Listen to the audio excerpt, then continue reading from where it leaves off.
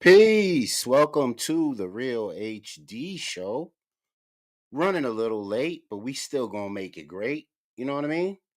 We here for you, coming through on a hump day. You know what I'm saying? A Wednesday, Odin's Day, as they say. You know what I'm saying? We gotta tell the truth about these things. You know what I mean? We here for you, rocking out on the Real HD show. This is the show on these or any other airways where we're going to talk about the good, the bad, the ugly of our folks, but we're going to heal it with freedom music. Freedom music happens from 7:30 to 8 p.m. on this channel. You can use the link below. Join us like Brother Godspeed already has. Peace to him. You know, we're going to do it big like we always do every week. Get unique. You know what I mean? We give you that information, that awareness so you can move fearless out here in the ethos. What's up, all my peoples? Make sure that you like, share, and subscribe to the show. I'm your host, Vic. Thank you for joining us. Again, you could have been anywhere, but you locked in with us here. We already got some people here. Please share this below. Share the flyer for the show. And please let them know that we are on. And it's about to pop. You know what I mean? You don't want to miss it. You don't want to be on the other side of having this information. The reason why I say that is because um, you want to be able to see it in real time because we know about these algorithms that exist. You know what I mean? And we know that they don't always allow us. We know that there's social inequalities, and they don't always allow our folks to rock like we supposed to rock. You know what I mean?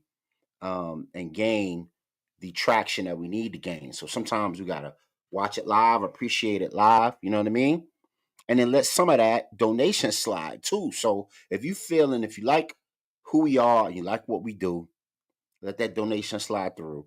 Cash App, dollar sign, the Real HD Show. Now let's say what's up to our sponsors: Total Package Energy, uh, powders, zips, juices, teas, everything for your second half of your day.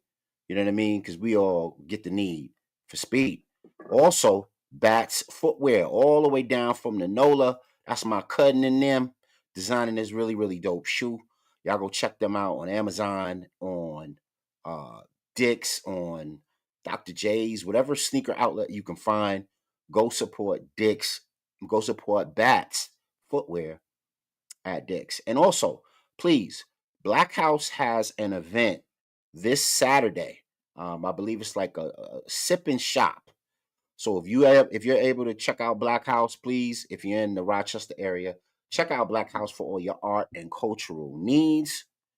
Um, Tell Jazz that the Real HD so sent you and have a great time. You know what I mean? Shop till you drop, spend it with our folks.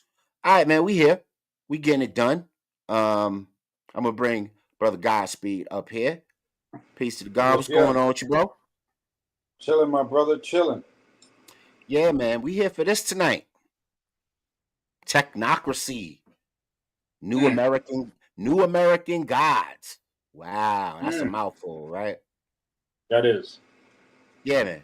Because based on our behaviors and some of the other things that we get into as a people and how fast this technology is moving, man, we become more and more and more dependent. You know what I'm saying? Yes, we do. And it's crazy how in a really short time period, how much technology in various ways has just become such a, I guess, irrevocable part of what we do. You know what I mean? It's no longer proportional. Damn right, irrevocable. You know what I mean? Mm, So, mm, people act like they can't live without it. It's almost an a religiosity. mm. Thus the name New American Gods. Did you ever check out that series on Showtime with No, I know Orlando of it. Bloom? I know of it, and then I forgot about it, so I never really truly got to Yeah, check it.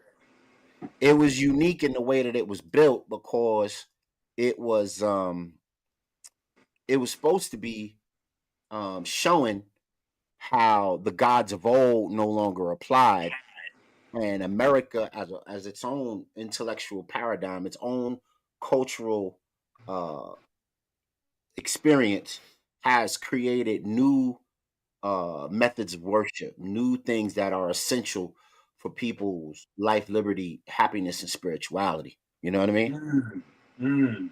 Got into money, it got into computers, it got into a lot of the things that are, 19th century, 20th century mainstays, and how that is impacting, the future. You know what I mean? They even had a sister on there, kind of bearing all her goods, but she was supposed to represent, one of the old, one of the gods of old that you can't kind of get rid of, and Mm. she's so essential to what's going on. You know what I mean? She's so essential to the foundation of the universe that no matter what you do, you can't get rid of her. There's like certain, you know, there was a pecking order, a protocol of gods. You know what I mean?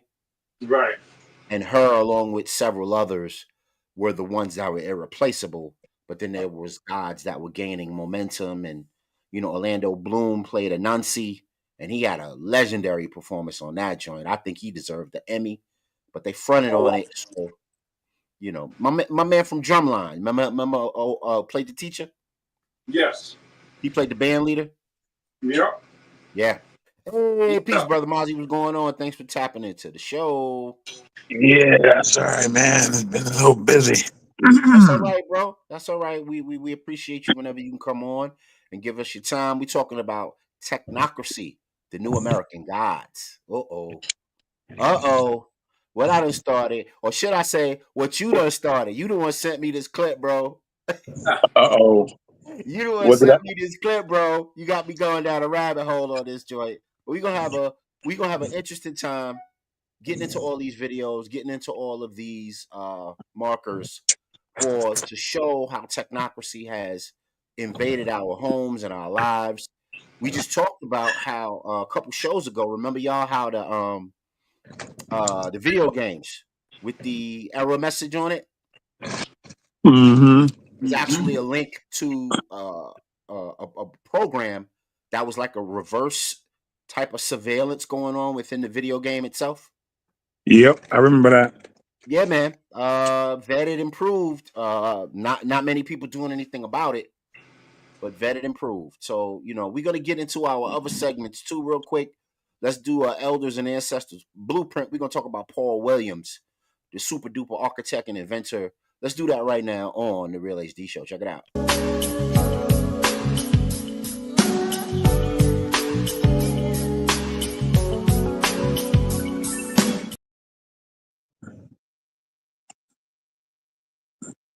In a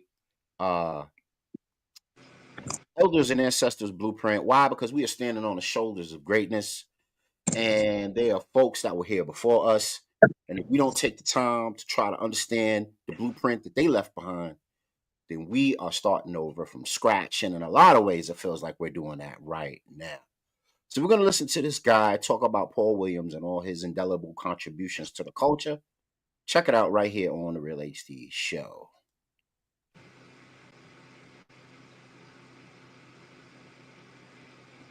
This is trailblazing African-American architect Paul Revere Williams, one of the most impactful architects in American history. Williams' work has left a profound legacy around Los Angeles and beyond, and his story is a true inspiration. Let's get into it. First, I want to set the stage with some of Williams' most impactful and iconic work. He designed the theme building at LAX, the Los Angeles Superior Court Stanley Moss Courthouse in downtown LA, the Second Baptist Church in historic South Central, the First AME Church in the Adams-Normandy Historic District, Saks Fifth Avenue in Beverly Hills, the Founders Church of Religious Science in Koreatown, the Beverly Wilshire Hotel, the former Ambassador Hotel, which unfortunately was demolished, the Golden State Mutual Life Building in West Adams, and Williams also headed up the expansion and renovation of the Beverly Hills Hotel. Williams was born in downtown Los Angeles in 1894 to parents who came from Memphis, Chester Stanley and Lila Wright Williams. Unfortunately, he was orphaned and left in foster care by the time he was 4, and eventually adopted by C.I. Clarkson and his wife, who told him he was so bright that he could do whatever he wanted. What he wanted to do was design homes, perhaps because he lost his own so early in life. So he's put into an elementary school where he was the only African-American child, and he thrived, winning an architectural competition by 1914. He finished school and opened his own office, but he was struggling to gain attention, and he served on the first Los Angeles City Planning Commission in 1920. From there, he gained the attention of John Austin, who is most known for designing the Griffith Observatory, and he became his chief draftsman from 1921 to 1924. At this point, the scale of Williams' talent was being recognized universally. He was the first black architect to become a member of the American Institute of Architects. Known as an outstanding draftsman, he perfected the skill of rendering drawings upside down. The skill was developed because in the 1920s, many of his white clients felt uncomfortable sitting directly next to a black man. He learned to draft upside down so that he could sit across the desk from his clients, who would then see his drafts right side up. Wow. He used his unique skills and innate talent to become designer and architect for the stars, designing homes for numerous celebrities, including Frank Sinatra, Lucille Ball and Desi Arnaz, Lon Chaney, and Barbara Stanwyck. When Williams began his career, he had trouble finding black architects to be his role models and mentors, but he later proved to be a valuable guide and mentor to some of the most amazing architects in the United States. Williams' style was unique, and he was a visionary, imprinting his stamp on every building that he designed. An accomplished visionary, Williams completed 2,500 buildings, many of them in Los Angeles, but Las Vegas, Palm Springs, and even as far away as Ecuador, Colombia, and Liberia. Paul Revere Williams passed away in 1980, but he left an... Hey, that's my word. He using my word. He using my little 11-letter word. You know what I'm saying? That's Paul Williams. Over 1,000 buildings the man was responsible for. Wow. Come on, man. We can rock when we want to rock. Like, stop playing. Wow. And think about this. He was writing, he was doing drawings and reading drawings upside down. Yes, sir. And he would write it right side up. Sound like a freestyle to me, Brother Luck. Word. That man's a master, master architect. Master. Yes. You so nice you could do it upside down. Word. No, he was beyond just to master. appease folks. You know what I'm saying? Word. Crazy. He was beyond Word. master. Yes. Yeah. You're Yes. right. You're right. You're Yes. right about that. You're right And about it's, that. you know, there are chapters of our success stories that are held back, you know, with the tradition of omission is what I like to call it. With good reason, man. With Right. good reason. So if you rocking with the Real HD show and you think it's information, matter of fact, I know this is information that your youngsters need to hear, so they can walk up with their chest high and their chin high and act like people have laid it out for them just as much as they're trying to establish their own legacy and accomplishments.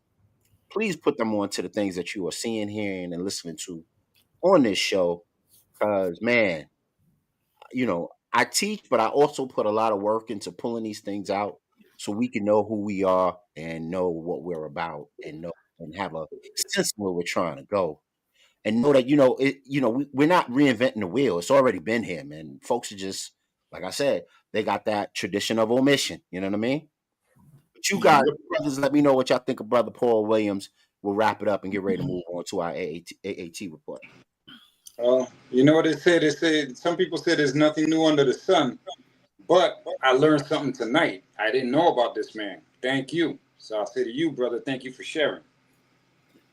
That's my job, man. That's my job. You know, I was Well, put. just a quick story. Mm-hmm. You know, my investment group, one of the things that we were doing was we wanted to get into development, but we wanted it to be where we only work with Black people. But one of the problems we found is we can find almost somebody to do almost every part of the development phase in real estate. You can find somebody locally. But when it came to finding an architect, that's where we had the problem. And we should have talked. I got a cousin who's ridiculous. He lives in Sydney, Australia. and he jumps back and forth between the states to check on his granduncle. Right. But he Well, went to one of the things that we were looking to do was, because we can find there was a guy, I think there was a guy in Buffalo or Syracuse okay. that was, a licensed architect that worked for himself. You can find a guy or two that's working for somebody. In the Rochester area, there was nobody who worked for anybody. I mean, that there's only one guy who was independent, but he was old. He's like, listen, I don't do this stuff no more, man. I'm trying to enjoy life. Right. So one of the things that we have been working on and trying to do is establish a scholarship that would pay for a young man who wants to be an architect. And we will cover all 4 years of college. So that's an ongoing project that we've been working on, which means we have to really pick up the pace and increase our net worth and all that, so we can write a check for this, to go, because some of the schools that he's going to need to go to aren't cheap, he or she. Yes. You know what I mean? And also to be able to have enough activity in the development world, real estate world, where they could work for themselves coming right out of college and have enough work that they don't then have to succumb to, okay, well, you guys ain't paying me enough, I got to go work for, SMBR, that kind of thing. Right. But I will say this much. There are 4 young black men that are working for SMBR, architectural firm, and they're like junior architects. They all finished college and now have, matter of fact, the teen center on Genesee Street, the new teen center teen empowerment, some young black kids designed that and did the drawings for that. Is that the one with the glass in front of it? I think so. On Jenny and Arnett? Yeah. Is that the new one building? with like the reinforced glass?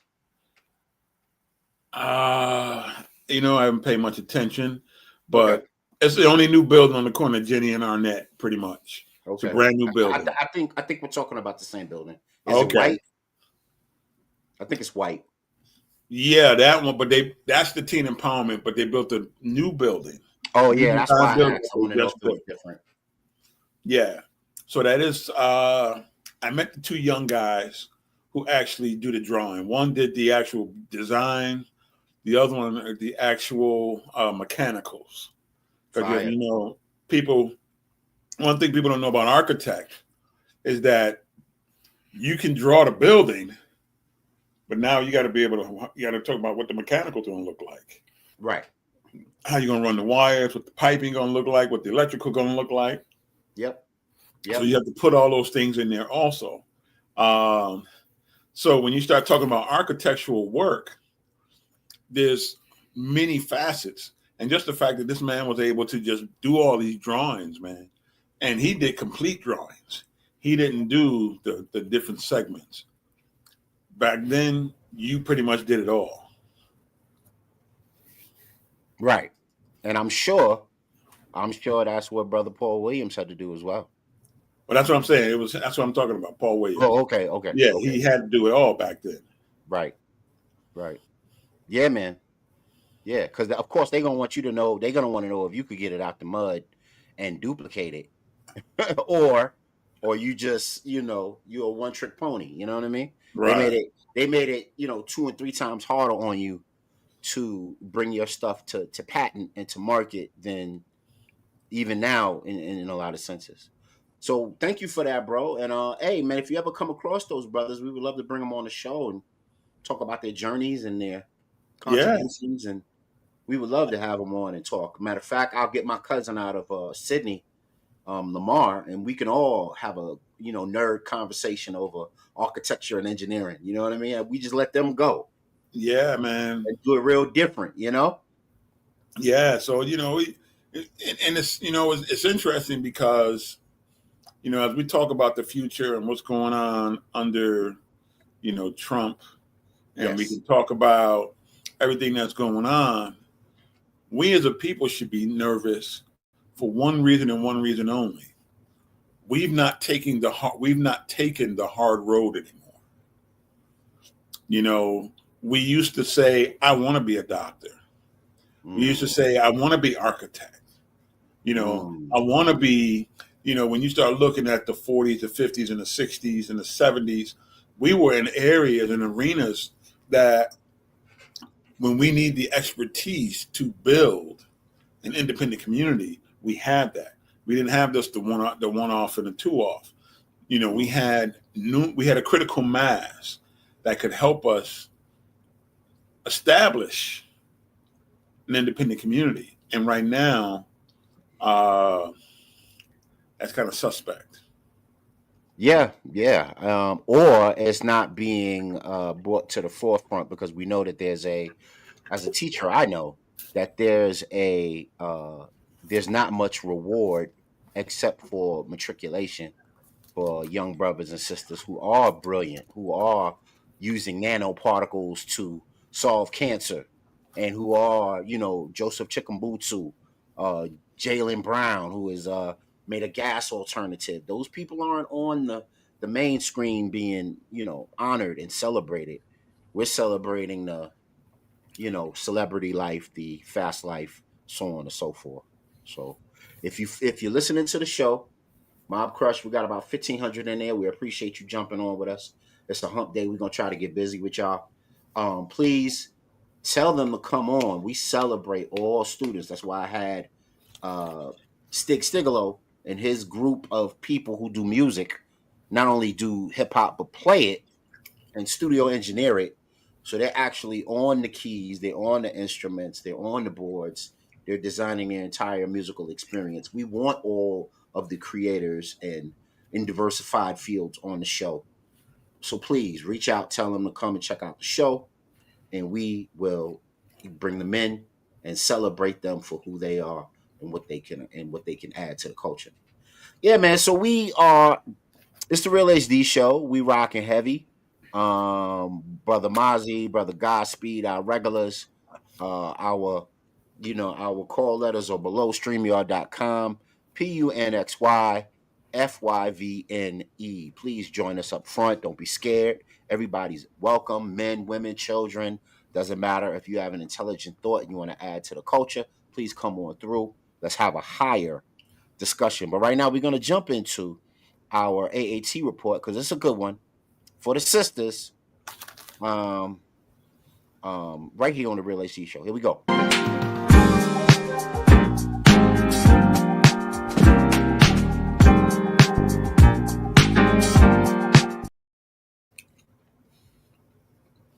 Yeah, man. So we are at AAT report. Everything under the air, sea, and water. I mean, air, sea, and land that will make you healthy. We're gonna cover. Shout out to Sin who created that for us, and we're gonna keep that going and carry that on until bro can come back. So this one is for the sisters, man. We often talk about health from various angles, and this one is very, very important. Sisters kind of flock to this type of stuff for the vanity of it all, for the maintenance of it all. Let's get into it. AAT report: healthy, wealthier, and wiser. Here we go.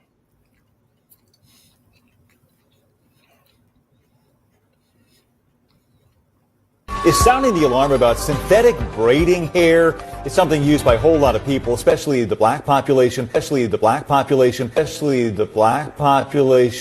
including children.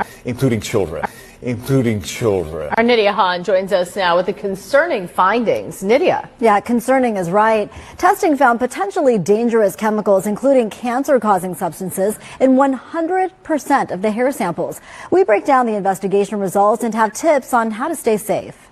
I like to wear braids because it saves me time in the morning. they're convenient. You can just style it and just go. Now, a new investigation by Consumer Reports is raising alarming questions about the safety of synthetic braiding hair. 10 popular synthetic braiding hair products were tested. The results are troubling. Every sample contained carcinogens, chemicals that may cause cancer. 3 of the samples tested positive for benzene, a carcinogen that is highly regulated and discouraged for use in laboratories because of the potential to cause cancer.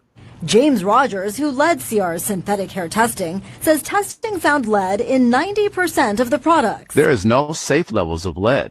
Our risk assessments and exposure models indicate that for users of these 9 products, they could be exposed to concerning levels of lead over time. The risks don't stop there. When the hair is dipped in hot water during installation, a standard practice, it releases volatile organic compounds, or VOCs, that can irritate eyes, throat, and lungs. CR contacted all the brands for comment. Only 2, Sensational and Magic Fingers, responded, both disagreeing with CR's test methodology. HairZone Sensational said, "We unequivocally stand by the safety of Sensational products, and our company urges consumers to continue to confidently use Sensational products." Magic Fingers said, "We strongly stand by the safety of our products and the quality materials used to make them." If you use synthetic braids or if you install them, experts recommend the following safety precautions to reduce risks. Check for product recalls, read labels carefully, and limit how long you wear the style. And if you've experienced reactions to synthetic braiding hair, Consumer Reports recommends talking to your doctor and consider filing a report with the FDA. A very important investigation, guys. Back to you. Counsel, let me add a little something to that. When they do autopsies on people and they looking at skulls, they can tell a black woman's skull different from everyone else's just on sight because the black woman's skull has turned black. There's patches of black all over their skull from the same weave. Let me tell you something. The best way to stop this is to stop using it. There's no protection you can do, no special technique. Stop using this fake hair and all this trash. Use your own natural hair. There's nothing wrong with it. Learn to love yourself for real and stop the pretending.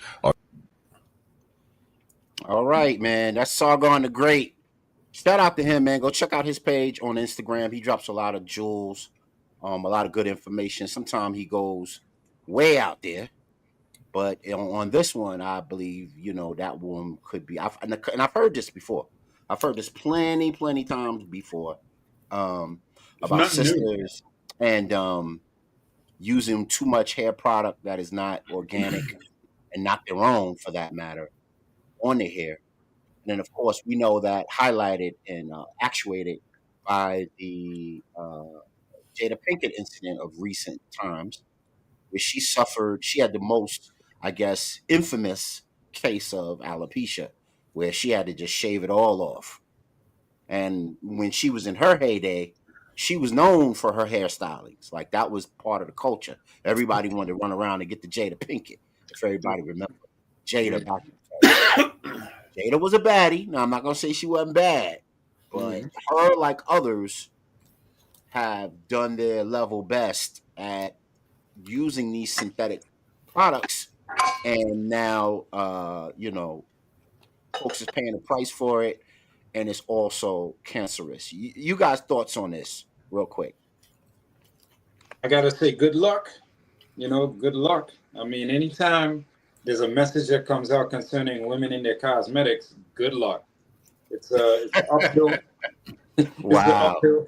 It's an uphill conversation I've had for most of all of my young adult life, for sure, throughout my 20s. You know what I mean? So, good luck. It never reverses. These conversations never reverse any habits, bro. Wow. It don't. Wow. I echo what Brother Godspeed is saying. Wow. Second that sentiment, huh? Yep. Yeah, man, it's tough. It's tough. The vanity with the ladies is a tough thing. And my whole piece was this. I can remember a time when my sister was a little girl, and she used to. And this is in the '80s. She used to get the exotic hairstyles braided up. It would go all the way up like a staircase, actuating that number 9, cloud 9, that coiled up. Our hair reaches, heights, and other folks' hair falls. So that says a lot about a lot, right? I don't want to jump down that rabbit hole. We can if you want to, but I don't. I think our audience is smart enough to understand that. And this is a hard role, man. This is a hard one, man. Anybody remember this right here? Oh yeah. Chris Rock made a documentary that was like part movie, part comedy, but it was all about hair. And I think he was dealing with some things with his daughters and his wife. And, he was on an endless cycle of, spending money on hair for them and hair stylings and this and that and this and that.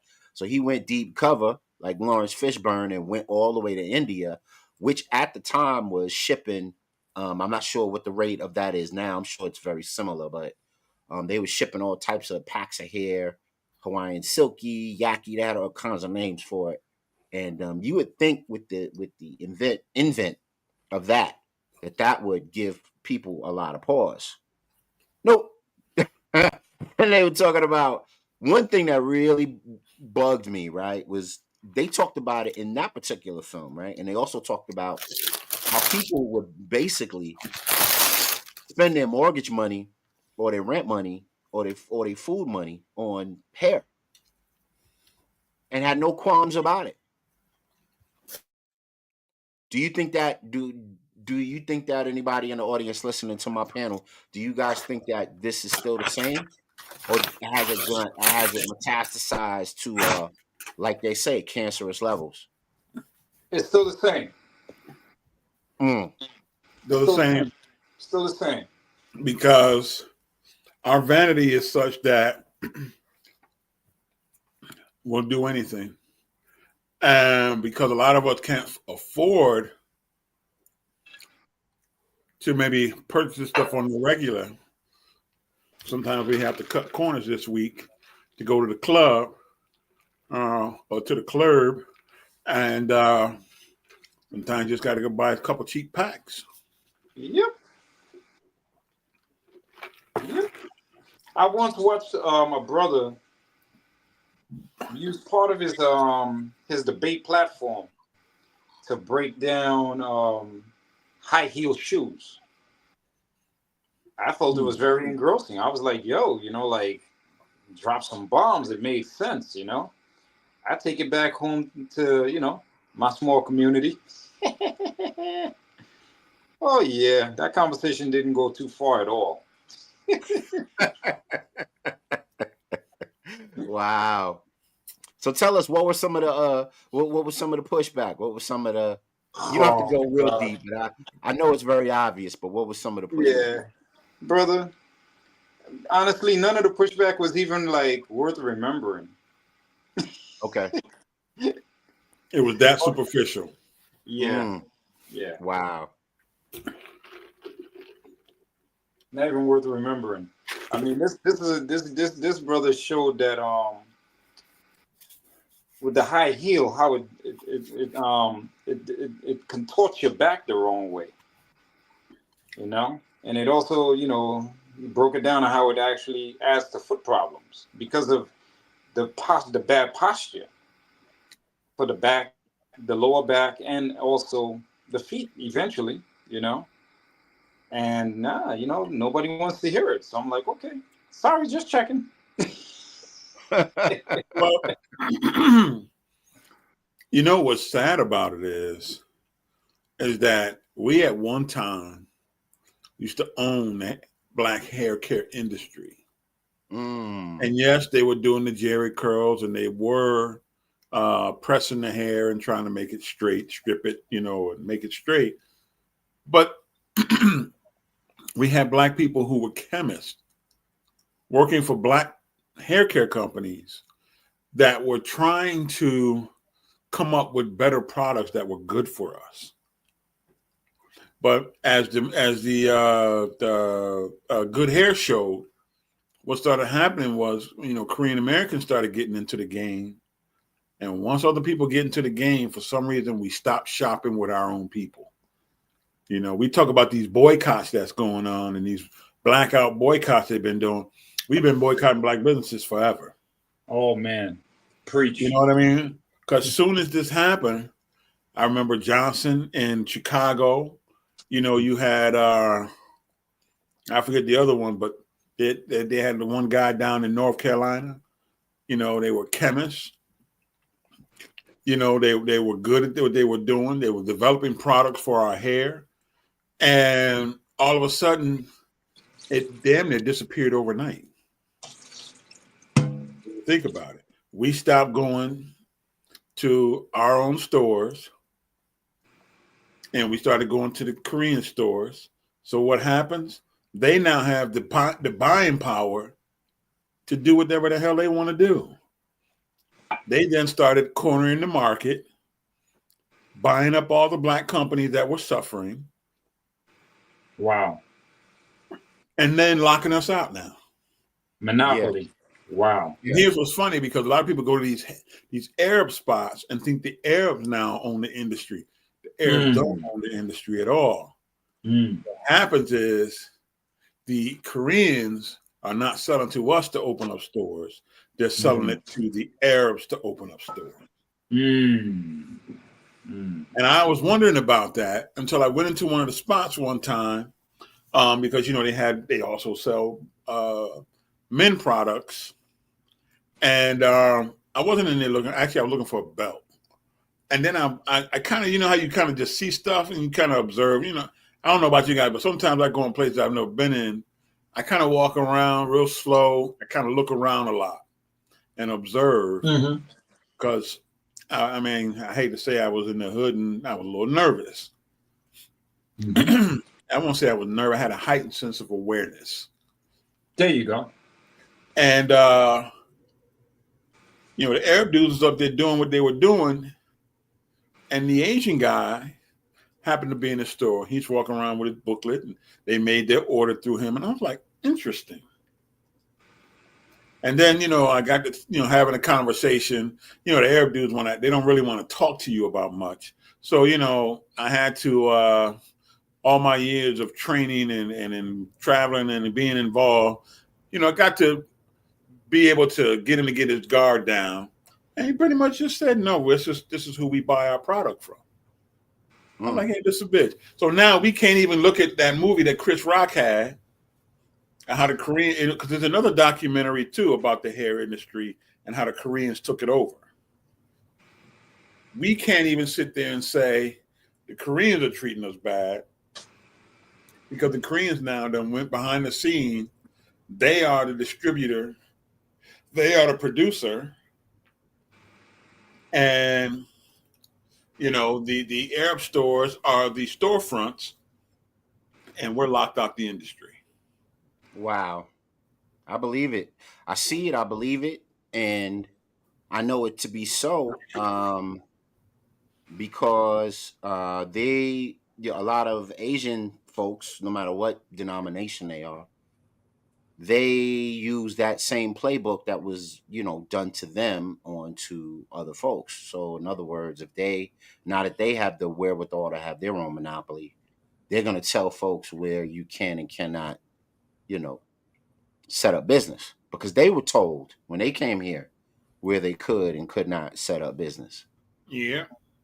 And we can't be mad at them, because they would not have gotten what they've gotten if we didn't continue our economic boycott of black businesses. Right. It's so bad now with that particular piece, and it's so bad for men's hair care and men's, I guess, facial and grooming care, that we have to go into those spots to buy that type of stuff as well.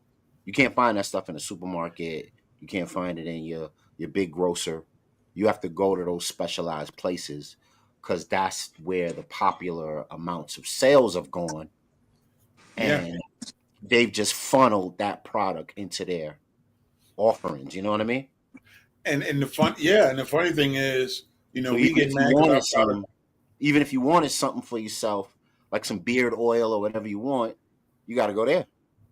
Yeah, because which is funny, because if you can get them to put it in the store, I guess the question I'm asking is, I'm not really asking the question, is it easier to get our product in that store, or is it easier to get it put in Walmart? Which is the easiest of the two?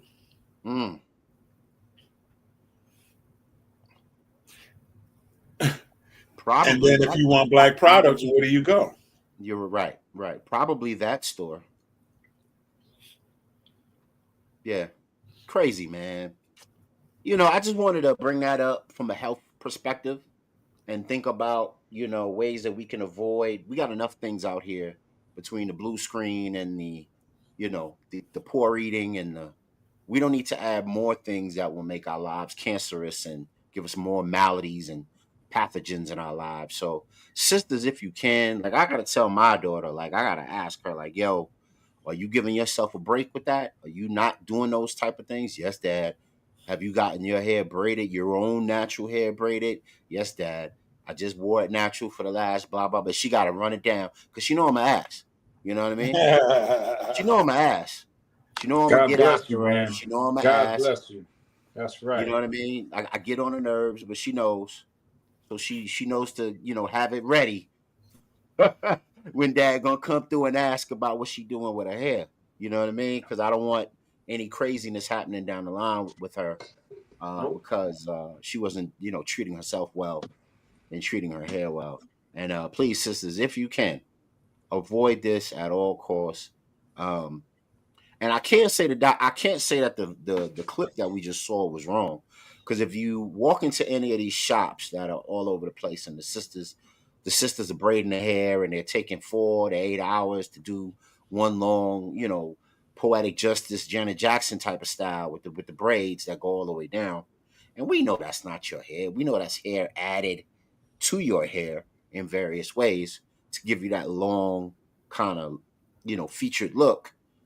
You can tell by the smell in the shop that they have some chemicals going on there that might not be as, that's not all BO.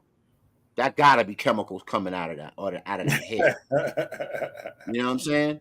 I know some of it might be BO, but a lot of it is probably like the clip said. When you wet it, you start getting those chemicals popping out. You know what I mean? And they got that smell.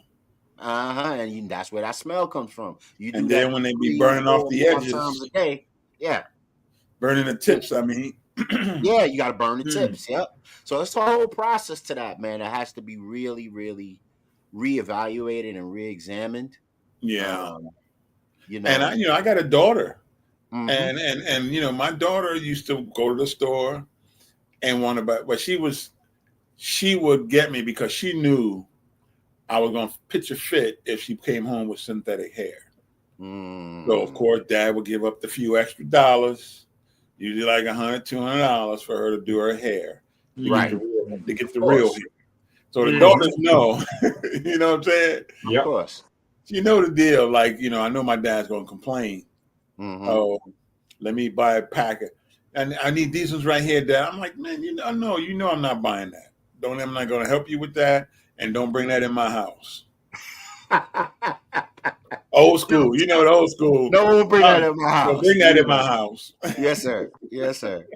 My man pulled the George Jefferson out this piece. Don't bring that in my house. Man, my mother and my grandmother used to say that so much, man. Don't bring that mess in my house. Yes, sir. Yes, sir. Yes, sir. Damn right. That was our AAT report. Happy, wealthy, and wiser for a brand new year. I just wanted to show you some of the lengths that people go through to achieve this manicured look, this kind of all world look that they want when they do their hair. And I just want to show you some of the stuff you guys should pay attention to and try not to mimic, because there's definitely some savage stuff popping. Look at what is in this dumpster. This is a first for me and Vero. This is an entire bag of real human hair extensions. Look at this. There's probably 30 of them in here. Look at that. Look at what is in this dumpster. This is a first for me and Vero. This is an entire bag of real human hair extensions. Wow. Hmm. So And throw away Godspeed, the real man. stuff. Godspeed, bro. These people are willing to go in the garbage Hmm. for But think vanity. about it. Yo, that's crazy. Think about it. You're throwing away the real stuff. You know Crazy. why? Because the markup is better when you get the cheap stuff. Yeah, So if I'm of charging you course. 200 including hair, Yeah, you know what I mean? You can rather yeah, get that synthetic, $10 a barrel or whatever they're paying for it, and that human hair might be cost you $100. So now I'm only making $100 that day as opposed to $190 in profit. right. Nah, you're absolutely right. The profit is better, but you willing to dumpster dive for it though? Hey, For Jeez, real. like that's I'm not- low. Like, come on. You know what I'm saying? that just goes to show you the vainness, man, that's going on. Right. Out of control. You know, if you If got to you do go that, there, go ahead. I would do that so I wouldn't get cancer, but I wouldn't do that because I need to have it. You know what I mean? So we Hmm. have to really, and I think we as men, especially black men, we have to always whistle at stuff that we know is natural. Mm, Because a lot of times they're doing this because of us, mm. just like we do things for them. Yeah, Although we may they think say, we want the long hair all the time when we just really want their hair. right. And then when we have our daughters, for those of us who have daughters and even granddaughters, we need to make sure we always promote natural hair care. Yep. Yeah, And, yeah. I just remember having two younger sisters growing up. Every Sunday, you know what was going down. Hair getting braided, hair getting fried. I Uh-huh. rather, Yeah, the buddy. house smelled like burnt grease, all Yeah, that kind of buddy. stuff, man. Yeah, But the house, man. but it was being done naturally. You put the flame to the high ironing comb. You didn't put the electricity to it. Right, There's a Right. difference. right. The Old hair school. was being done every Saturday, Sunday night, or whatever it was. You got to get to school for a week. Let me do your hair for the week, Right, and right. you got a week style. That Yeah, style was yours for I the just week. thought about the opening scene to Love and Basketball, Luck. Yeah, Sanaa for real. Lathan. Mhm. She got burnt by the hot comb because The mama, she was a tomboy and she wasn't a girly girl and she couldn't Huh. sit still. So the was her mom mother on the phone when she was doing her hair? something like that. I'm Because trying to remember. usually when they get their hair burnt, like my sisters, my mom was always on the phone doing their hair. Yeah, Uh-huh. girl, now oops. Yeah, the fidgety. The girl had the fidgets, and then the mom was telling her to sit still or whatever it was, and then she just burnt her up. And then she had the Yeah, little tussle with Omar Epps as a young kid, and uh, she had the cut, and then everybody thought that he gave her the bruise when it was really from the burnt hair. Yeah, man. Yeah. So we just want to be vigilant. We want our people to be aware and try to give yourself a time off from those sorts of things. Give yourself a year where you just let your natural hair grow, and you teach your daughters how to do the very same thing. Give yourselves breaks, just like you fast. Give your hair a fast. You know what I mean? yeah, If you think about it in those regards, I think you'll have a healthier perspective of what's going on. Say, well, how long did I have the box braids in my hair? Let me take them out and just let my hair rock out natural. You know what I mean? And they don't like it because it takes longer to do natural hair than it does, you know, the customized styles. You know what I mean? They just want to get up and go. You know what I'm saying? Well, when you think about the time they spend, for example, putting those braids in, I don't know Hmm. anybody who's been in the chair less than 8 hours. Yeah, yeah, When you 48 when you when hours. you break out 2 hours a day, or an hour to hour and a half a day Right. for 5 days during the week, and 2 days you take a break, throw the baseball cap on or whatever, it's about the same amount of time. Yep. Yeah. But we don't look at it like that. And part of the problem is we don't look at, and we've been taught to divorce ourselves from everything that we do. Everything is independent in itself in this one little corner over here, and not understanding that all this stuff is connected. You know, that 8 hours, you can break it down during the week, it's still the same thing.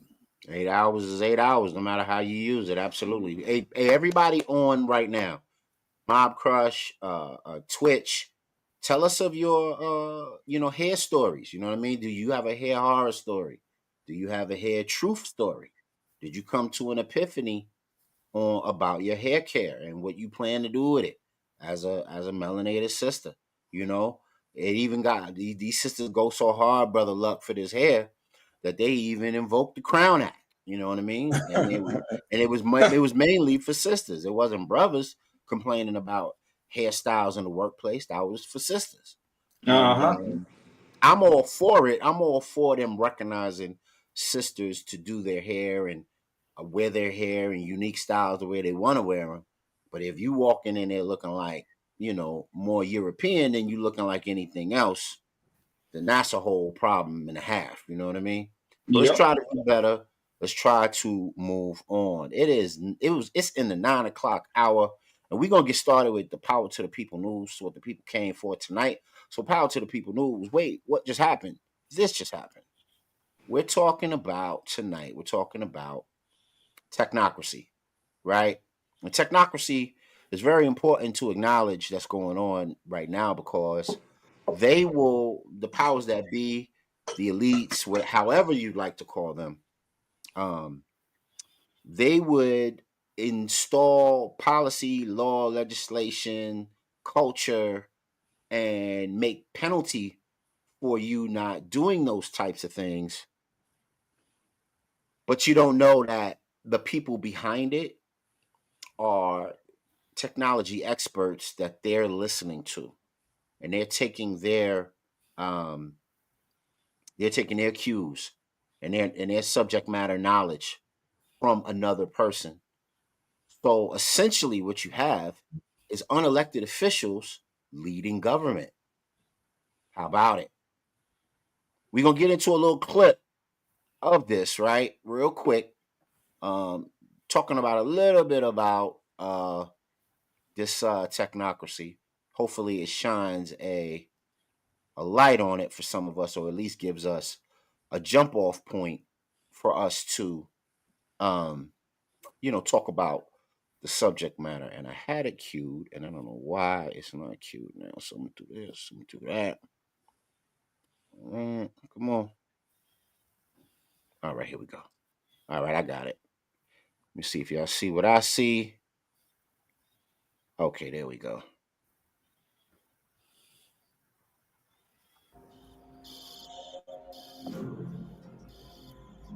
Democracy is going through a difficult time. Disillusion with politics is rife. Is it or hybrid system? Can we be ruled by technocrats, and do they really know best? Democracy has lost momentum. Dramatic declines have been seen in every region of the world. Democracy watchdog Freedom House says 2017 was the 12th consecutive year of the downturn. 71 countries went backwards, more than double those that made any gains. Countries that a decade ago seemed like promising success stories, critics now say are sliding into authoritarian rule. In 2015, Myanmar was being celebrated for its transition towards democracy. But 2017 saw the renewed persecution of the Rohingya Muslim minority and the repression of journalists. And the land of the free is retreating from its traditional role as a democratic champion. We saw a concerted effort by Russians to interfere with the 2016 presidential election. We have been quite concerned about the large number of lies and misstatements that have been made by the president and documented by independent fact checkers. There's also been corruption, the mixing of business and public interests.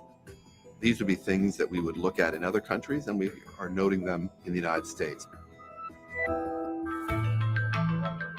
Technocracy advocates argue the democratic system is unprofessional, overly politicized, corrupt, and ineffective.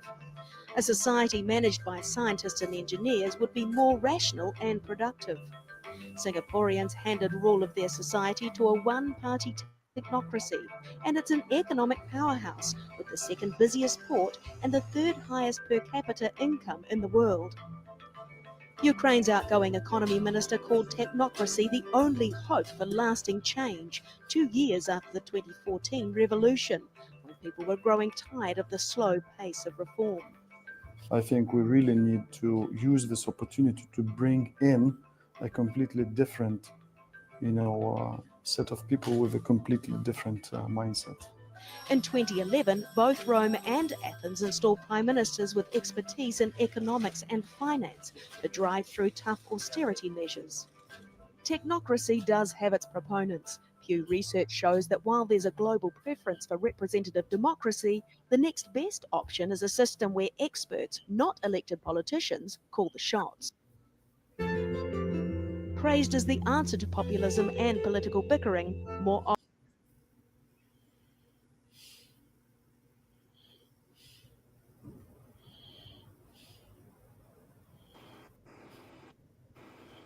All right, we're back. Relays D Show. That was our clip on the beginnings of technocracy. So, does technocracy allow us or allow other people, non elected officials, to act as leading governmental agents? And we know what their bottom line is. Their bottom line is to their riches and their coffers and their ways of exploiting and gaining capital. So they really shouldn't and really don't have the same democratic, quote unquote, ideals in mind that are extolled within the foundings of this country. So if folks are saying now that they'd rather have that or that is something that's preferred, do they want the technocrats to now become the new American gods? Meaning they are the ones that we are, they are the ones that are. Hey, Peacemaker, what's going on, bro? Yo, salute. What's good? What's good? Peace, man. How you been? Doing well, Good, brother. How man, you doing doing, man? well. Do I got an echo? Can you hear me? Oh, nah. Or we hear you clear. You don't have an echo. Yeah. What's up? What's up? What's going on? All right, brother. Peace to the God. What's going on, man? Morris, salute.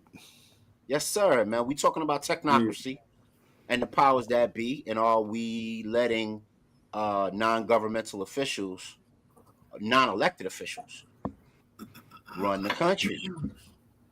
And with what technology offers, and us giving up our voluntary consent for it, are these going to be the new American gods? Heavy. It's a heavy topic. Yeah, just showed a little clip before about it. And real quick, before we go too deep into it, these are some of your usual suspects, Kaiser Sose and all of them. Here we go. These are some of your usual suspects. So you have, Rishi Sunak, which was the old Prime Minister of England. He was a heavy WEF proponent for technocracy. And he believed that, the world should move in that direction. And we would, utilize a one world order, so to speak, by utilizing tech. And then you got Christina Lagarde, which is the not prime minister. She is in charge of the economy of England and the UK. And these three jokers in the middle, man: Zuckerberg, Bezos, and Musk. And then, of course, you have Narendra Modi, who is the India super advocate for technocracy and the way of advent technology.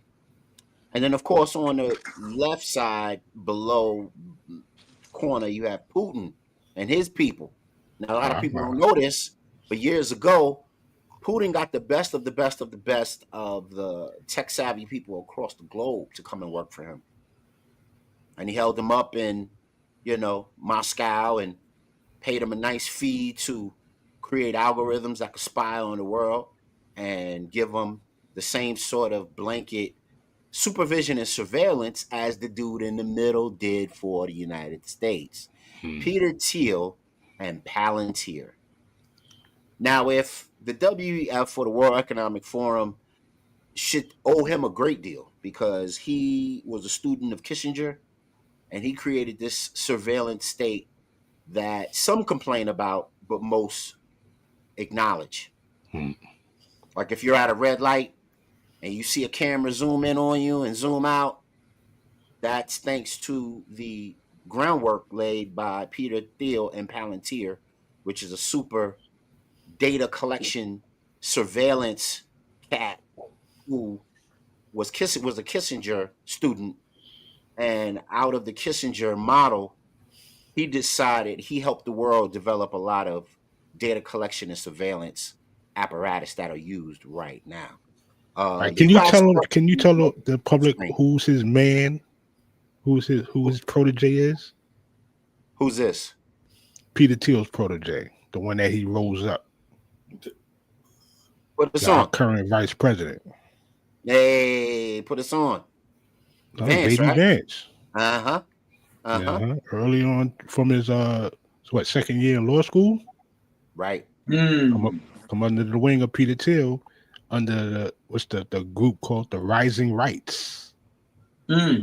Fire. And another guy with the philosophy of he coined the term rage, remove all government employees, which now turned to Doge.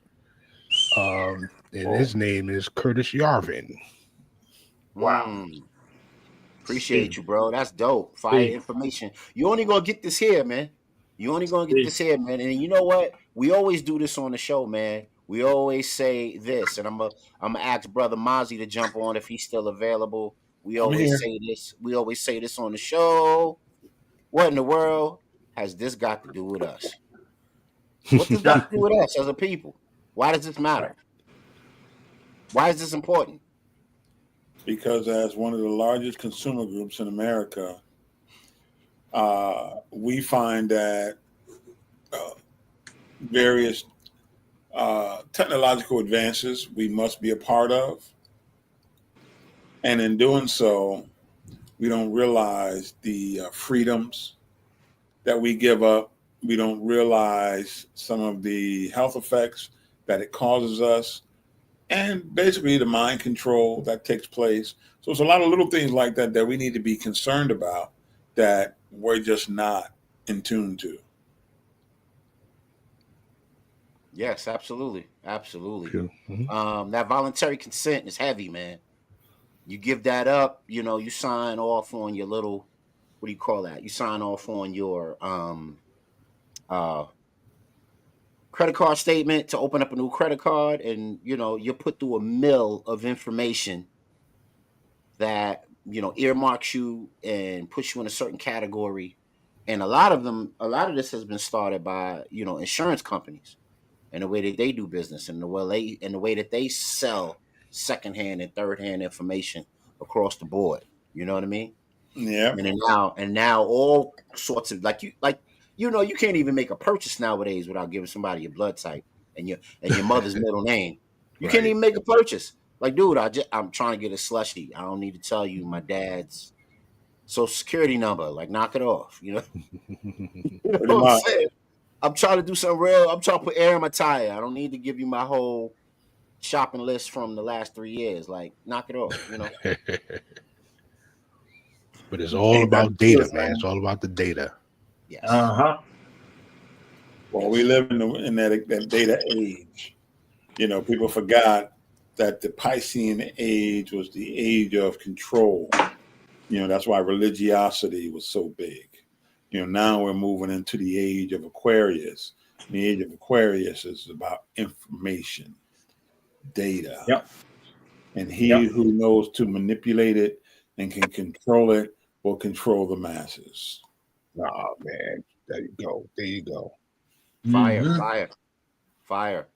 Well, Brother Mozzie gave me a video Let me ask a question before we get too far into the video, because I'm gonna throw the video on in a second. Why do we think we let unelected officials like a Elon Musk run rampant in our society?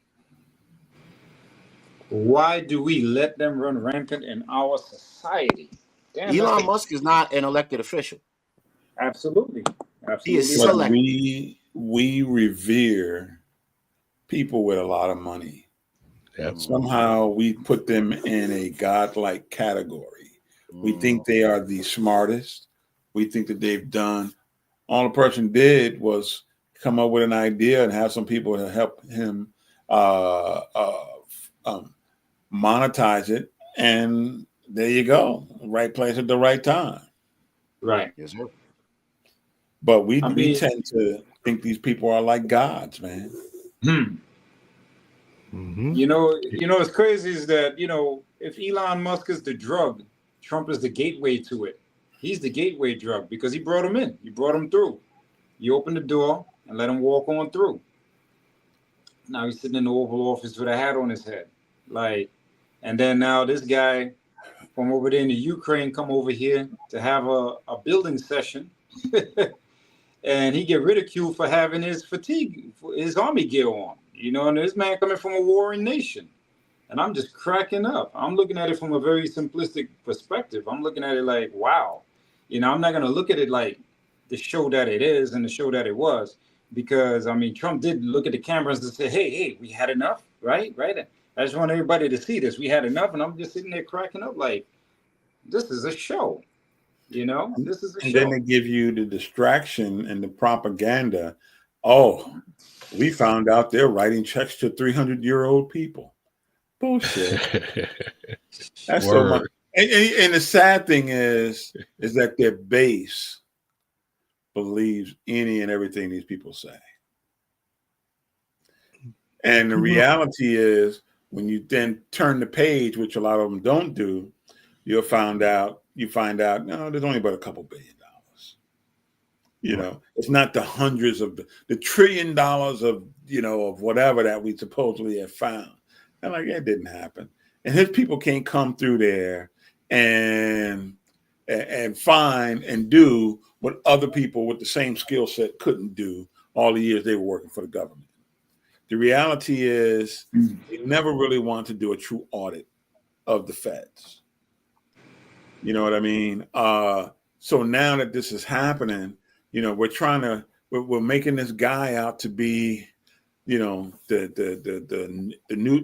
second coming of Christ. Sure, and you know what? Don't ask that to the Labor Department, because they were waiting for the second coming of Christ on them steps, and he never showed up. Talk about it. and then it's so funny. The Republican Party is so family oriented. They're supposed to be, back to good values and all that. And I'm like saying, well, wait a minute. Didn't they just release the tapes and the books? I'm sorry, the report from Epstein. And you notice how we skipped over that and it got commandeered because we know who was hanging out at Epstein Island. Don't think that Musk wasn't there. We know Trump was there. There's tons of videos out there showing that he was, and he even admitted it. That was his main man. That's my man's. There you go. When you got that kind of money, he liked them young. There you go. And doesn't Elon like him? And Elon likes him young too. And don't he got about 7 kids by 7 different women? Yeah. And didn't his father get his the 2 sisters that he adopted pregnant or something like that? That's right. That's right. And they married up too. I'm saying, it's amazing how selectively what they find most important. As long as you can, and it's almost like it's the new religion. Go deep. Pause. So the picture that you're seeing on your screen, I had to blot out the jokers that were on there before, Bezos, Musk, and Zuckerberg, because they're more of the social variety. right? Right. And the gentleman that you see in front of you, or the jokers that you see in front of you, right, are Biden's AI committee that was invited to the White House last year. And I'm going to read off some of their names. NVIDIA CEO Jensen Huang, OpenAI CEO Sam Altman, Alphabet President and Chief Investment Officer Ruth Porat, Meta Chief Operating Officer Javier Olivan, Microsoft President Brad Smith were among the corporate elites invited to this, and also Matt Garman of Amazon, who's one of the division CEOs of Amazon. So all of these names from here and here are names that you should know if you're talking about technocracy and what it will look like in the upcoming years, and who we're going to have to combat as a people if we want to remain healthy, safe, and actualized, progressive. So let me throw this video on, man. Brother Mozzie sent me this, man, and I want to show it because it's profound and it brings off a lot of existential questions as far as technocracy is concerned, as far as how far we go with the technology, whether it's worth it or not, on and on and on. So I'm gonna load it up real quick. It's worth waiting for. Give me 1 second, family. Let me pull this up, and we are gonna get to it. Where's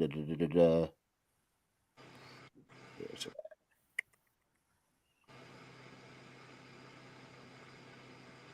Right here. All right, let me see what I got it labeled under this folder here. Give me 1 second. You know what I'm gonna Don't do, forget to bro? like, comment, share, and subscribe out there, party people. Yes, please, please. Thank you, bro. Thank you. Please do that. Please do that. You know what I mean? Don't freeload off the information. It don't take a whole lot. Just give it up real quick. Give it up real smooth. Man, then No we can carpet continue. bagging. Yeah, man. You know. I'm gonna do? I'm gonna go to Brother Mozzie's Facebook, and I'm Facebook. What's the name? And grab it real quick because I thought I had it already pulled up. I must have put it in another folder. All right. Yeah. So the video basically details. It details a lot of some of the inventions that are going on as far as technology is concerned. And they're saying right now that you can, there's going to be a procedure in the very near future where you can, what does it say? Your head? What is it? Let me go back to the original screen. Give me 1 second. Basically, the head will live on, but the body will die. That's some It's some real get out stuff, some real stay woke stuff. So it's head transplants. Head transplants coming soon. So the existential question that's asked in that situation: can you escape death with a head transplant?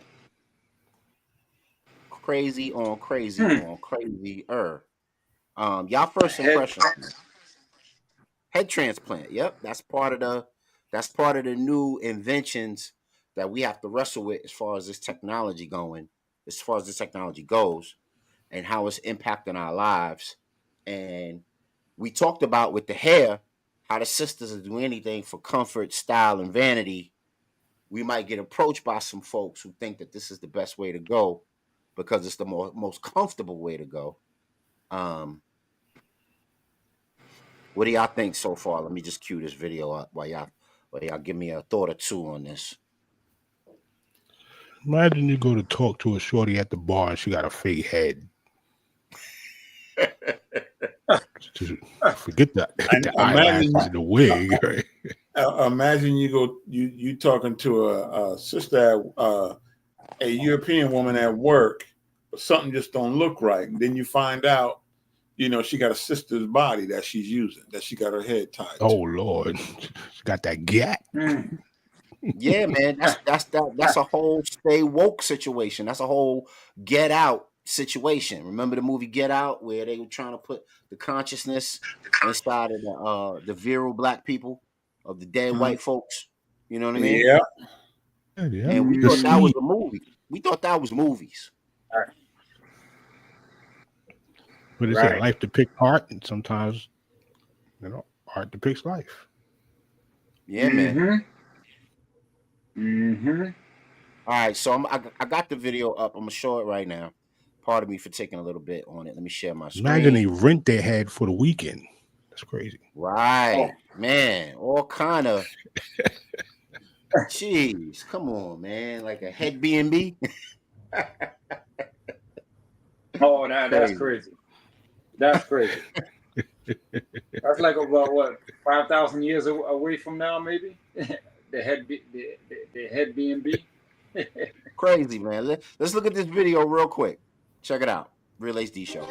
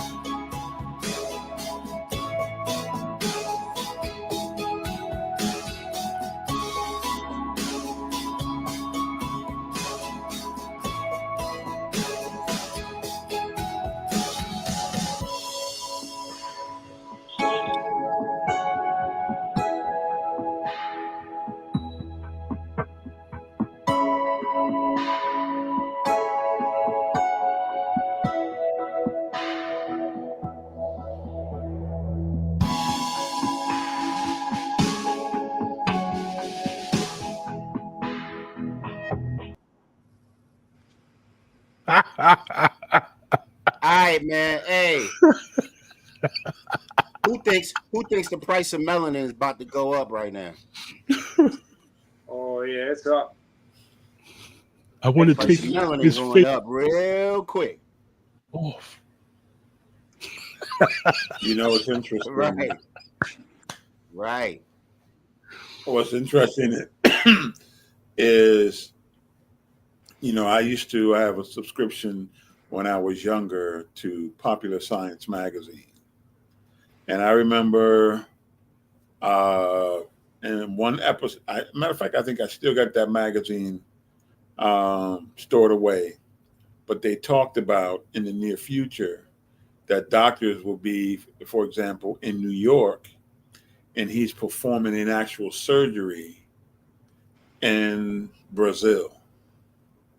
And the way he does that is through robotic mechanical arms, but he's hooked into a super high-speed network that allows him to manage the robot. And so now people in other countries don't have to travel for surgery. The surgery can be done remotely. That's crazy. Now this was back in the, I want to say this was probably early 90s when this came out. And let's say what you're saying is where we are now, right? What kind of social and savage inequalities does that present? So if you need a life-saving surgery and you can't afford it, well, then you just can't have that super duper surgery from Brazil jettisoned into the United States by the world-renowned Cuban doctor because you just can't afford it. There you go. So take my head off and put it on Idris Elba body for the summer. trying to lay something down. Just give me anybody about 6'5" just for a week. That's some Cheech and Chong stuff, man. You can make a Cheech and Chong movie off that man. Wow. So many existential questions about that, man. The last poet said they think them folks got a God complex. I believe it's true. Absolutely. Remember what Mary Shelley did in the first story about Frankenstein? Mm-hmm. That's all that was about, trying to recreate God in his own image, but he had to use deceased parts. Mm-hmm. And it wasn't the monster that was the monster. It was Frankenstein.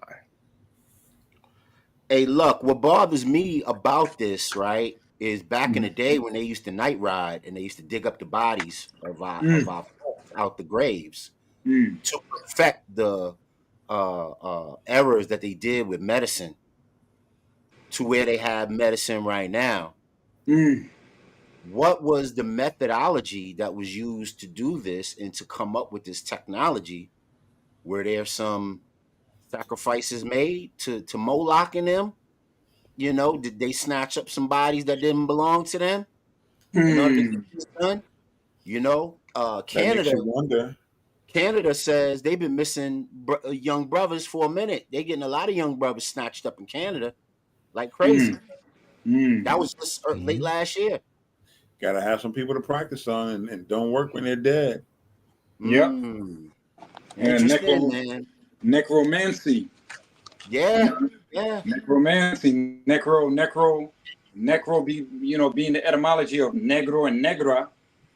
Hence why I hate the word Negro and nigger so much.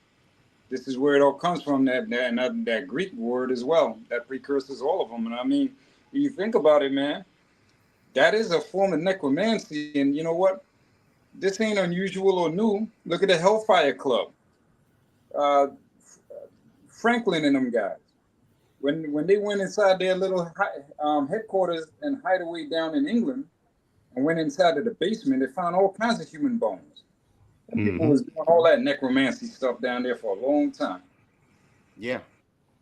Well, and the interesting thing about it is overall is that those of European descent in general, when we go back to ancient Europe and all that, they've always have been trying to somehow become immortal because they felt in so many ways that we were. They were dying at 30 years old, 40 years old. We were living to 80, 90, 100 years old. Yes. So to them, we were immortal. So everything they did was to try and accomplish that. And this is just a long line of the things being played over and over and over again. And hopefully they will get to the point where they have the technology where for those who can afford it, they will be able to live on forever. And that's where the whole vampire thing comes in at too. Don't forget, you combine your Frankenstein with your vampirism, and there you go. It's a hierarchy. There you go. Yeah. For sure. The lichen protects the vampire. That protects Frankenstein, but Frankenstein can be used as a tool. Yeah, the monster, not Frankenstein itself. The Dr. Frankenstein was an evil genius. If you want to call him that. Yeah, that's the hierarchy right there. The Yakub of his time, right? The Yakub of his time. Yakub. Oh, Lord. Big head scientist. You. For those who don't know, wait. Brother Godspeed. Wait a minute. Brother Godspeed. Yes, you sir. got to let the audience know who that brother is now. You can't just throw that name out there and leave it.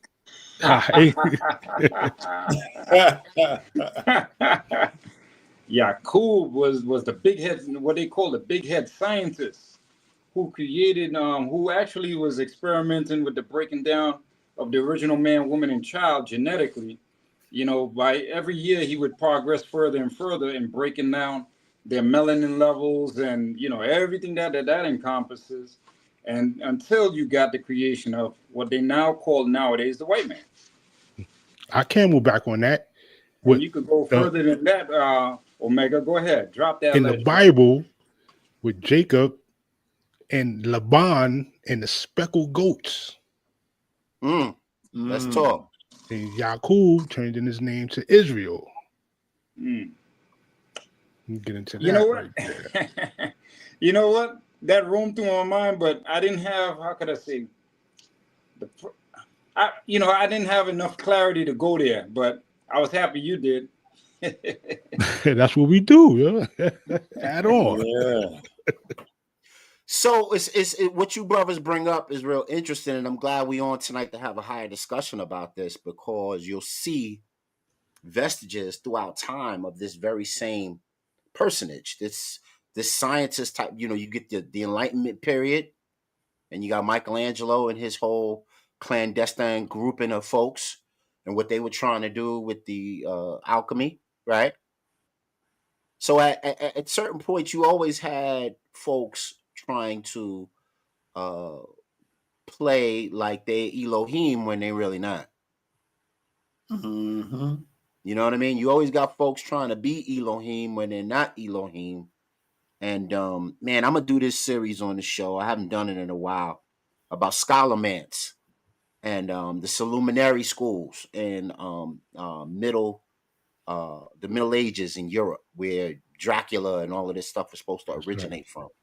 Dracula wasn't nothing but a student, a foster student of Muslims. Yes, indeed. And the Told reason by why they named him the Eternal Beast is because he sided with the other folks. You know what I mean? Him and his brother sided with the mother folks, and they were raised under Muslims, under Muslim tradition, under you know how you had the Mamluks and the what was the other name of them, the other jokers, the Caliphate, the Moors. They had the Mamluks, and it was another group that worshipped them too, that were Anglo-Saxon, but mostly the Mamluks. And the Mamluks would, like Roman legions, they would go out and do the bidding of the Moors, and they were mostly from those Eastern European areas. So where you get the word Slav from, right? Right. And what the lesson says, they have to study 35 to 50 years to try to learn to do like the original man. They can't be, but they got to try to learn to do and consider themselves a Muslim son. And the sword is at their neck. Yes, sir. Yes, that sir. wears an emblem on their head so we can understand who they are. But you'll the see interesting part vestiges. is what is the vampire's final goal? Oh, the vampire's final goal? I could be wrong on this, but a lot of times they're trying to seek death. Close. What you think? Go ahead. Take it away. Vic, what you think? What is the vampire's final goal?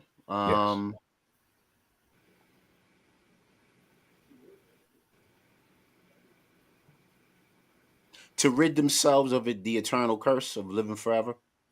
That's good. That's good. Mozzie? I'll let you. I'll pass on that one. All right. It was actually mentioned in Blade a little bit. Mm-hmm. To walk in the sun.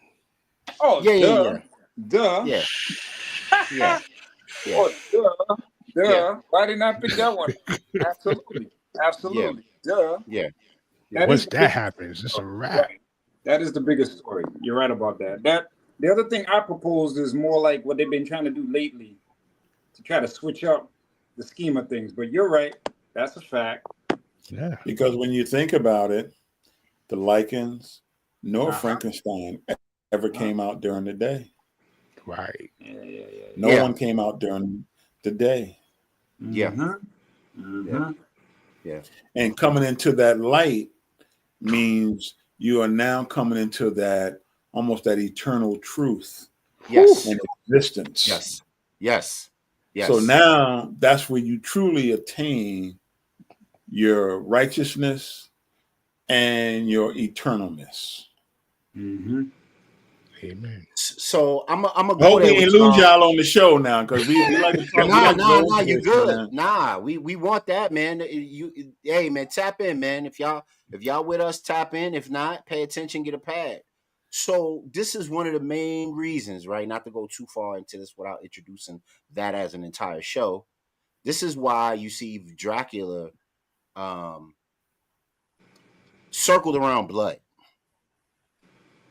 Now what they won't tell you is that Dracula had a lab. Yes, he did. Come on. Dracula had a laboratory. Now, if this man is all encompassing, what you need a lab for? What you inventing stuff for? And what you here's the thing. With.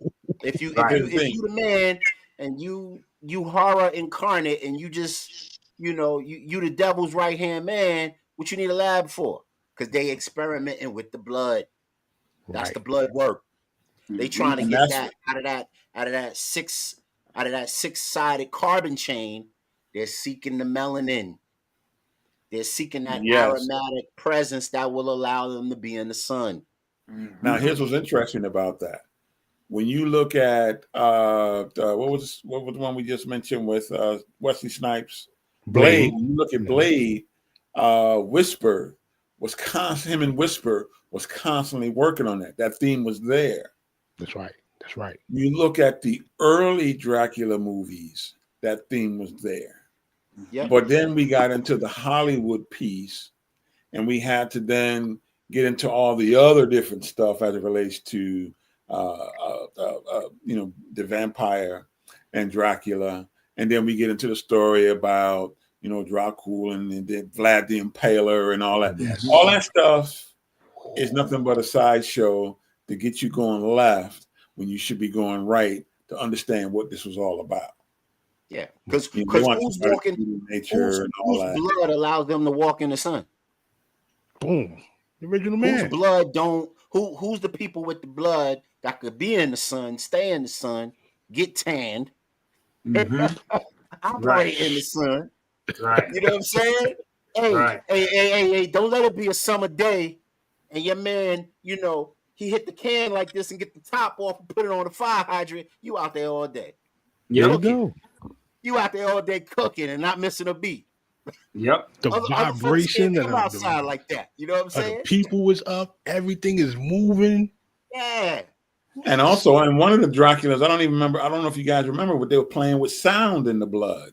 That was part of which one that was.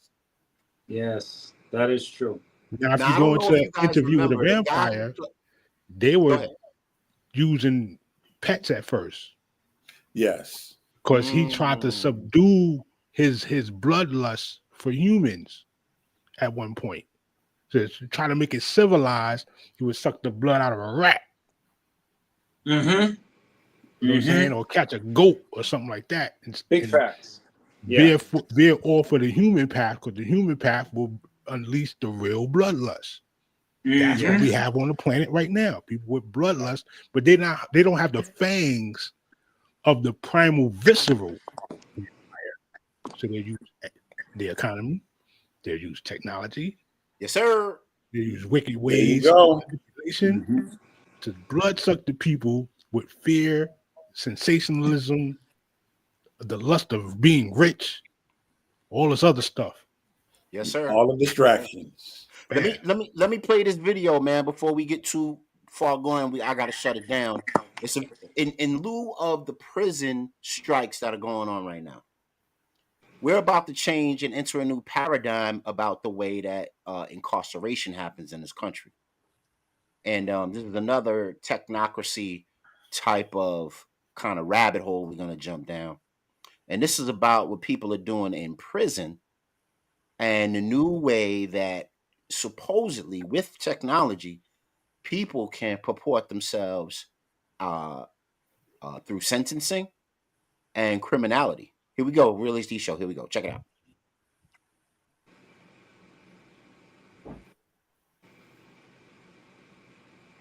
Except for prison reform, where criminals would have the choice to choose between spending tens of years behind bars or instead opt to have AI, artificial memories, implanted into their brain.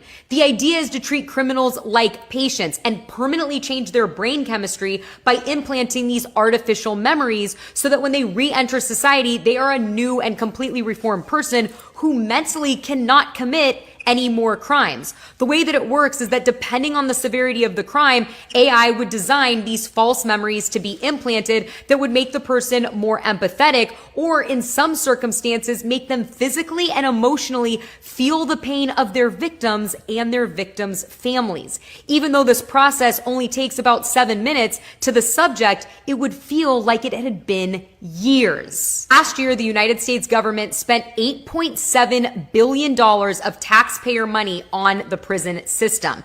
This whole process would cut that spend significantly, and we could use that extra money on healthcare, education, and other technology advancements. Not to mention, you would have a whole new group of I mean, seriously, you guys, are you even surprised?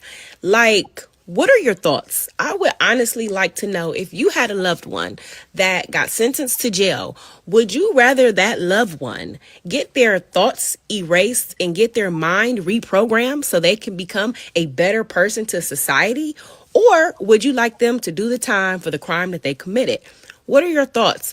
Like, I understand the whole mind altering thing with technology, but it's given robots, it's given, like these people can snap anyway if they get deprogrammed.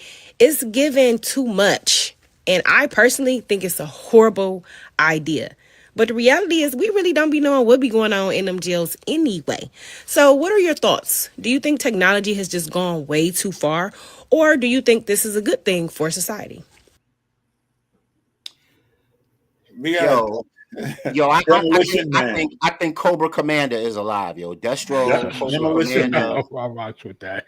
freaking Dr. Mindbender, Demolition Man. all them. What in the world? Yeah, Remember that? Us, Demolition Man. You were in cryostasis, and when you were thawed out, finally, you were given a new attitude with a new skill. Simon Phoenix. But here's the funny thing about it. Who is the guy whose company right now is actually running human trials on the implants? Elon Musk. Yeah. That's the man he's planting the chips in everybody right now. That's the same dude that's trying to milk the government for all these spare pennies they could get, right? Yep. That's what he's doing. Yep. Exactly what he's doing. Just and for all we know, these things can do one or two things once they're in there. Remember the movie with remember Manchurian Candidate with Denzel Washington? Yep. Same thing. He had an implant similar with the false memory. Yep. But also, I don't remember what movie it was, but they also had it where it can explode. That's right. We want to kill. We want, it's time to get rid of you. Boom, your head blows up. You're done. And why would they want to do that outside of just evil people and they just like to experiment on their fellow man? Well, why would they want to do that when the goal is to reduce the population on the planet? Well, reducing the population of the planet is the same thing that Willie Lynch tried to talk about, if it ever did happen, with slave employers or slave runners killing their workforce. But no, that's not good in economics. The best economics is to get them to worship and serve you. You know what I'm saying?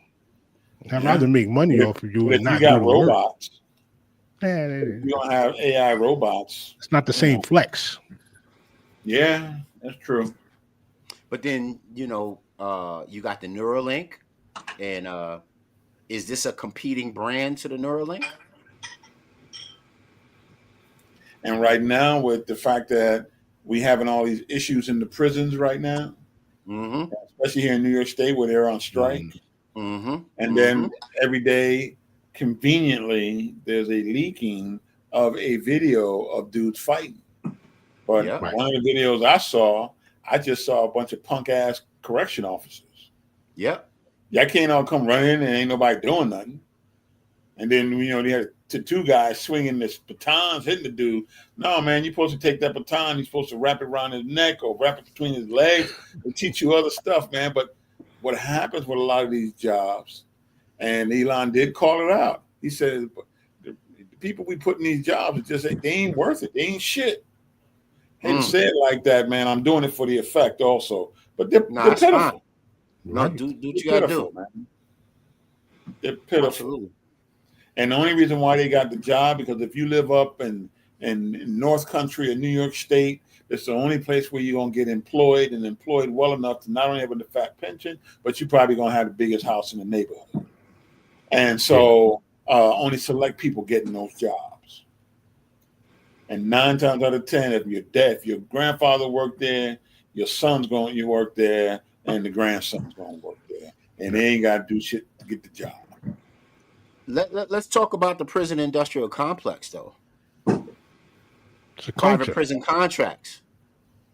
You putting chips in dudes' brains or whoever, women, and they working out their time that way. That sounds like a good worker to me.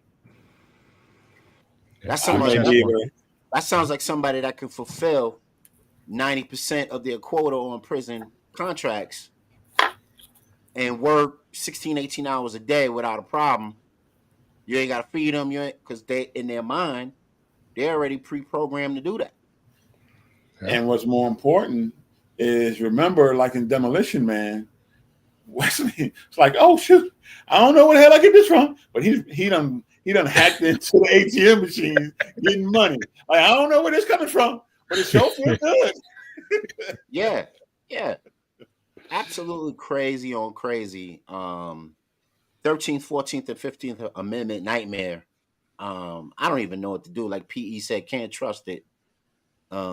Really wild.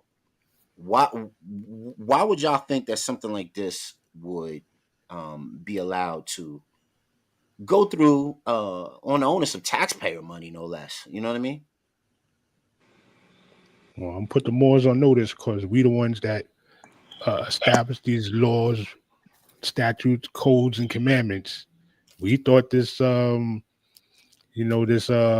supplanter was going to adhere to the contract, and apparently his bloodlust has outweighed his moral obligation. Well said. Well said. Well said. We got to put him back onto the ironclad pen Constitution, Bill of Rights. In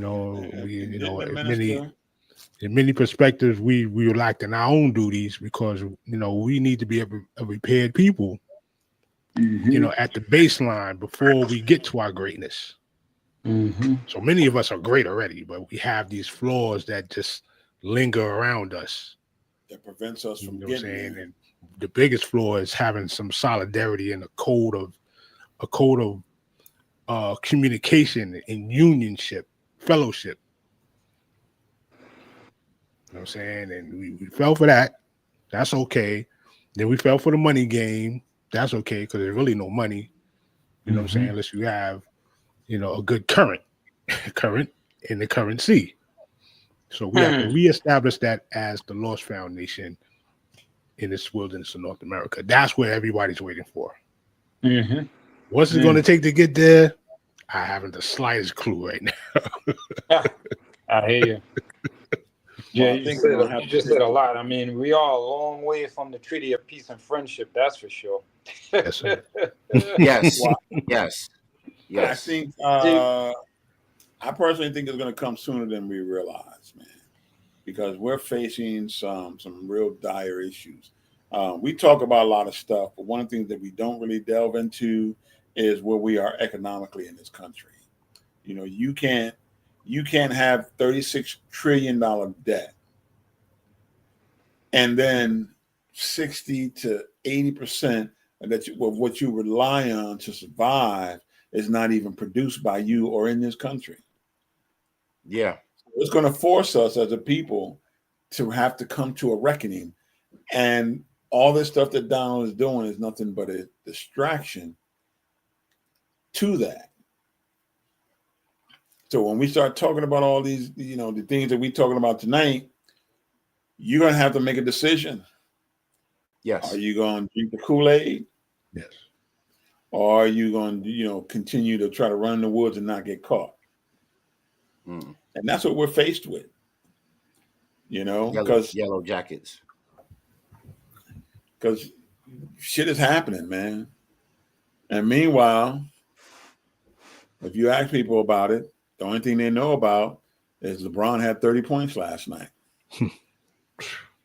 I'm not saying you can't watch LeBron. I'm saying you need to be multifaceted. You know, you can still enjoy yourself and but understand the seriousness of the life that we live and the times that we live in. And that's the part that's very important. So if you're not listening to, or you got friends and family that ain't listening to the Real HD, what you need to do is you need to let them know when it's going down so you can bring them in the room with you and you can start getting that knowledge to make it happen. Clap that up right there. Clap that up right there. Yes. Yes, give him a little fire on that one. There you go. I hear it. We got some dynamic brothers on here. And listen, we don't sit here on this show, and I'm just going to do the show plug right now. We don't sit here on the show to act like we subject matter experts or we these great egghead scholars. We're all brilliant in our own right, but we're brothers from different, we've all gone into different things in which we study, in which we do, but we know in opening up that third eye, we all see the same thing. Mm-hmm. And that's what's important. And that's why you listen to the Real HD, because it helps that third eye to open up and, get wiped off so you can see clearer on the game that's being played. Right. Yes, sir. Yes, sir. Yeah, man. And make a decision, man. We can get these jokers out of here, man. We just have to unify and move collectively in concert. And with that being said, I want you guys to like, share, and subscribe. Please timestamp anything that you like about the show. Tell us, ask us a question, give us a comment, do whatever you need to do to activate and get active with the show. Please remember that we have many, many other shows coming on the network throughout the week. We have Broadcast Beats on Friday. We have the Overcoming Book Discussion Club on Saturday. We have In the Bonus Basketball Hoop Show on Sunday, and more and more and more and more and more is coming your way. I'm trying to get a brother Mega to put his show on my channel, and we really working with some power. I'm coming, man. I'm coming through, man. You know what I'm saying? I'm trying to get the brother to move on and let's monopolize this thing. You know what I'm saying? Word. Yeah. Yeah. So for everybody that's on the show, Mecca, Godspeed, Mozzie, myself, I'm gonna say peace. Y'all walk in power. And we will see y'all on Monday.